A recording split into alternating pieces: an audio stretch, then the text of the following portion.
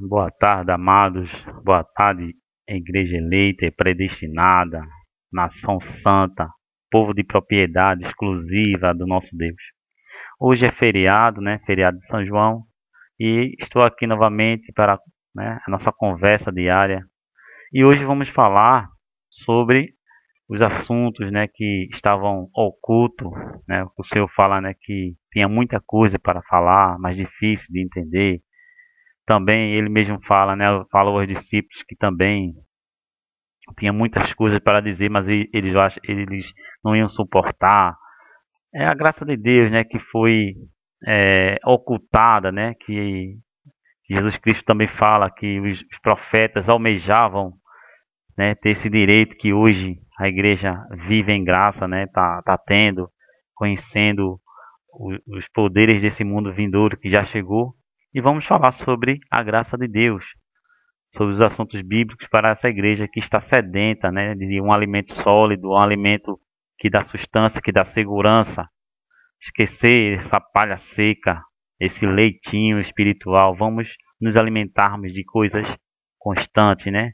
Que uma criança bebe leite, né? Mas a sequência do crescimento, a mãe tem que começar a colocar coisas mais sólidas, senão ela não cresce. E o texto que nos dá base hoje é Hebreus 9, versículo 12. Vamos falar sobre eterna redenção. A redenção que Cristo propôs e conseguiu na cruz do Calvário. Né? Havia várias profecias que se concretizaram na cruz do Calvário. Vamos ler. Não por meio de sangues, de bodes e de bezerros, mas pelo seu próprio sangue entrou no Santo dos Santos uma vez por todas, obtendo a eterna redenção.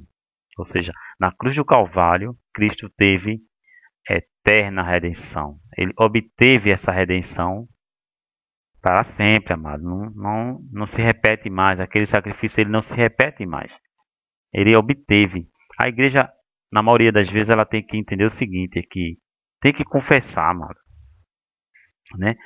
Leia, entenda e confesse. Não cochile em dois pensamentos. Tenha uma unidade, tenha um domínio. Né? A partir do momento quando você tem um domínio, aí você começa a crescer. Não cochile em dois pensamentos. Eu vou explicar mais ou menos o que eu quero que você entenda. Exemplo, se Cristo obteve a eterna redenção, então eu já sou redimido. Ou seja, eu já sou purificado, já sou justificado, já sou glorificado, tenho salvação eterna. Pronto. Então isso ninguém tira da minha cabeça. Eu herdei, é meu e eu tomei posse. Ao outro lado da questão tem aquela pessoa que vacila, né? Não tem pés em rochas. Aí ouve uma mensagem, vê na Bíblia algum versículo e diz, olha, Deus me deu essa salvação. Ele obteve a eterna redenção. Aí quando escuta uma mensagem da lei, diz, olha, se você pecar, vai para o inferno. Aí começa a cochilar em dois pensamentos e ficar com o que alguém diz e esquece do que está escrito. Então é essa a visão que eu tenho da Bíblia. Está na Bíblia, eu vejo, eu leio e acredito. Tenho dúvida, estudo, procuro saber até chegar a um denominador comum. Mas nunca fico com uma opinião só, mas sempre com a Bíblia, que é a nossa regra de fé. Então Cristo obteve essa eterna redenção. Efésios, no capítulo 2, no versículo 1, né, ele nos deu vida, nos ressuscitou, ou seja, espiritualmente. Estávamos mortos em delitos e pecados. Né? Quando eu ouvi essa palavra, quando eu ouvi o Evangelho, tornou real na minha vida. Né? Cristo fez a obra há 2000 anos atrás. Mas aquela obra que ele fez lá há 2000 anos atrás tornou real hoje na minha vida.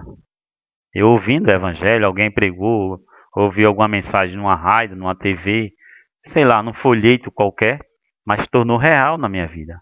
Mas a obra já foi feita lá na cruz. Entendeu, amado? Em Colossenses, no capítulo 2, versículo 12, todos os nossos pecados foram sepultados há 2000 anos atrás lá na cruz. Né? o pecado que trazia inimizade, o pecado que trazia separação, que trazia a ira de Deus sobre a igreja, ele tirou lá na cruz. Que pecado Deus está falando? Aquele pecado que todos os anos o sacerdote ia, tirava do povo, e o povo pecava novamente, e ano após ano se repetia, aí Cristo veio e aboliu. Né? Mateus 5,17, ele pôs fim à lei, acabou com a lei e colocou a graça de Deus. Ele implantou o Novo Testamento, abriu o Novo Testamento, ele rasgou o véu para dar acesso livre à igreja, para a igreja entrar, sair, né? Ir no Santo dos Santos, voltar, ou seja, ter intimidade com Deus. Quando isso só acontecia quando o sacerdote entrava ano após ano. Então, isso é redenção, é você ter a certeza na sua mente que você já é redimido, tem pé no chão, está firmado na rocha que é Cristo. Não firmado em filosofias e vãs sutilezas, nos mandamentos de homens, doutrinas humanas. Não, porque na minha igreja é assim, na minha igreja é assado. Não, e a Bíblia? Como é que a Bíblia é? Ah, mas na Bíblia não tem, mas é porque é doutrina da igreja. Sim, você vai obedecer aos homens ou a Deus? Você é obreiro dos homens ou é obreiro de Deus? Você é diácono dos homens ou é diácono de Deus? Eis a questão. A interrogação fica com você, né, amado? Então vamos lá. A justificação veio até nós. Romanos 3:24. Essa justificação foi gratuitamente, amado. Ou seja, Cristo fez a obra nos alcançou. Não é eu que tenho que alcançar Cristo. Como é que eu estava morto espiritualmente, né?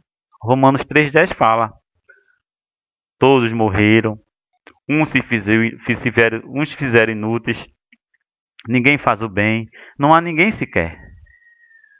Aí eu, morto espiritual, vou atrás de Cristo, vou usar meu livre-arbítrio, porque livre-arbítrio não existe na Bíblia, né? Existe arbítrio, que é diferente. Procura no dicionário o que é arbítrio.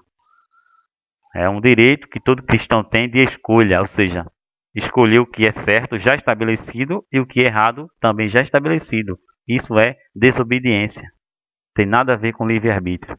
Livre-arbítrio é ensino de demônios. É uma coisa que retira a soberania de Deus e coloca nos homens. Em Hebreus, no capítulo 2, versículo 14, Deus, com uma única oferta, né, que é essa oferta lá da cruz, né, ele aniquilou, destruiu, pôs fim a esse ser repugnante que é o diabo, né? Com uma única oferta ele aperfeiçoou todos os santos. Embora essa perfeição é espiritual, mas ainda vivemos na carne e requeremos uma santificação, não para salvação, santificação para vivermos de conformidade tanto com Deus como com os homens aqui na terra. Perdão de pecados. Colossenses, no capítulo 2, versículo 13. Ele perdoou todos os nossos delitos. Ele riscou o escrito de dívida que era contra nós. Ele nem rasgou, ele pegou, olha. Ele riscou, ninguém deve mais nada. Amém, amados? Agora, se você quiser dever, você está contra a palavra. Não, eu devo ainda, eu tenho que fazer alguma obra, eu tenho que conseguir minha salvação, eu tenho que subir monte, eu tenho que jejuar. Aí você está invalidando tudo que Cristo fez. Né? Você não está vivendo por fé, você está vivendo pelas suas obras. Quando você vive pelas suas obras, aí você é digno do seu salário. Que salário você vai receber? O salário da morte. Que morte? Aquela morte que você estava antes de ter Cristo. É uma morte espiritual. Você não vai reinar em vida. Você está voltando aos rudimentos fracos e pobres, como o apóstolo Paulo fala na carta aos Hebreus. Reconciliação. Fomos reconciliados. Ou seja, éramos separados, mas há 2000 anos atrás Cristo completou a obra. Hoje, né? A obra se tornou real na minha vida e ele se reconciliou comigo e eu com ele. Então houve um casamento, né, espiritual, uma união. Enfim, estou novamente unido com Cristo. Amém, amados? E Fui também regenerado. Ser regenerado é uma coisa impressionante. Regenerado de quê? De uma semente incorruptível. O que é uma coisa incorruptível? Ela não envelhece, ela não apodrece, ela não se deforma, ela não muda. Enfim, é uma coisa que é imutável, é perpétuo, não tem fim. Entendeu, amado? Isso aí é alimento sólido, isso é pé no chão, pé na rocha que é Cristo. Não nesses mandamentos dos homens, que hoje você dorme salvo, amanhã você se acorda pecador e perdeu a salvação. Ah, não, porque Deus riscou o livro no nome da vida, porque o fulaninho disse. Não, isso é uma mentira, isso é um engano. Salvação eterna. Um versículo que toda a igreja sabe, mas elas não admitem da forma como o versículo está. O versículo se lê assim: somos salvos por graças, né? Porque pela graça sois salvos, por meio da fé, né? Isso não vem de vós, a fé, né? É um dom de Deus, não de obra, para que ninguém se glorie. Aí eu lhe pergunto, onde você se encaixou aí nesse versículo? Me responda. Onde você se encaixou aí? Em Efésios 2:8. Em canto nenhum, amado. Deus excluiu você, ou seja, a sua obra, a sua carne. Deus ele excluiu e disse, não, foi eu que lhe dei. Ou seja, é lei de imputação. Eu imputei dentro do seu espírito o penhor, que é o espírito, né? A garantia que Deus nos dá. Esse fogo aí é porque hoje é São João, né? O pessoal aqui tá ainda nesse ritmo, né? Mas peço perdão, mas o vídeo vai assim mesmo. Não se aperrei não. Isso é coisa da gente aqui mesmo do Nordeste, né? Nordeste tem isso. Disso eu só gosto da comida, né? Que a canjica e o milho é muito bom. O resto, deixa pra lá, né? Que eu não recebo, né? Só recebo canjica, milho. O lado profano da festa não é pra mim, né? Então, glorificação. Ou seja, essa glorificação é quando Cristo vier buscar a igreja. Ou seja, ele vem buscar a igreja, que a igreja está aqui na terra, que é a Nova Jerusalém, é o Monte Sião, é a nação santa, a geração eleita, povo de propriedade exclusiva do Senhor. E em Filipenses, no capítulo 3, 20 e 21, ele vai transformar nossos corpos, ou seja, nossos corpos, que aquelas pessoas que estão vivas vão ter seus corpos glorificados. Quem morreu, Cristo vai retrazer, vai trazer com ele as pessoas que morreram e vai haver o encontro. Está aí no capítulo 3, no versículo 20. Esse encontro, né, a palavra no original grego é apântase, que é uma recepção.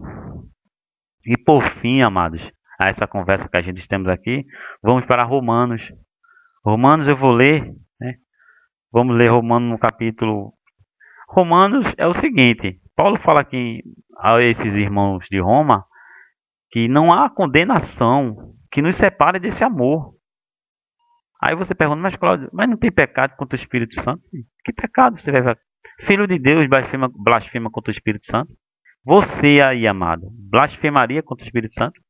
É óbvio que não. Então descarta essa opção. Então me diga o que mais nos separará do amor? Aí Paulo fala, será a altura? Será a profundidade? Será o porvir? Será a força? Será poder? Nada, amado, nos separa desse amor. No versículo 28, Romanos, no capítulo 8, 28 de Romanos, sabemos que todas as coisas cooperam para o bem daqueles que são chamados, segundo o seu propósito, porquanto aos que de antemão conheceu, também os predestinou para serem conforme a imagem do seu Filho, né, que ele é o primogênito de toda a criação, ou seja, Cristo é o primeiro de toda a criação. E nós não, nós somos os depois, né? Somos eleitos, né? Mas primeiro Cristo ele é o primogênito de toda a criação, ele é a primazia da ressurreição, ou seja, Cristo ressuscitou primeiro, depois nós vamos ressuscitar novamente. Falei novamente porque a igreja já passou pela primeira ressurreição, que é quando estávamos no mundo e fomos ressuscitados, ou seja, nossos espíritos foram revivificados para que a gente começasse a buscar Deus, né? E vamos passar pela segunda ressurreição, é quando Cristo vir buscar a igreja e nós seremos um com Ele e viveremos para sempre na terra prometida.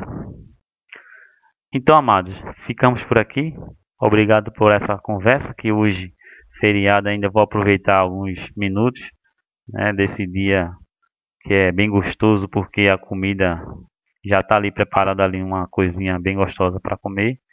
E amanhã a gente viremos com outro assunto para a gente crescer, né, nessa conversa diária, na graça e no conhecimento. Que essa semente caia numa terra boa, germine bastante a 30, a 60, a 100 e espalhe, né, pelo esse mundo afora a graça de Deus e que todos fiquem nesse nome que está acima de todo nome, que é o nome Jesus Cristo. Fim.